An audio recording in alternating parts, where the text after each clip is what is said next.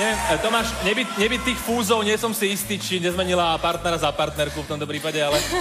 Lebo 100 upov, áno? Veľmi dlho to trvalo, kým som sa nechal na to nahovoriť, ale čo človek neurobí, prečo? No, nechal si sa.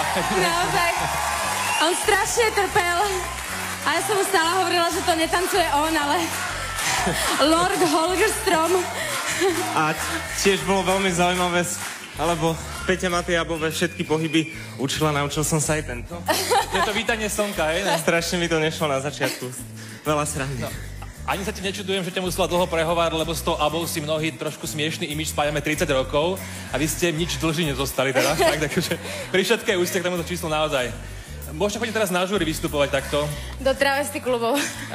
Aj na svadby a tak. Ak je záujem, nech sa páči, Peťa s Tomášom od dnes majú nový biznis. Soboty a pondelky majú voľné.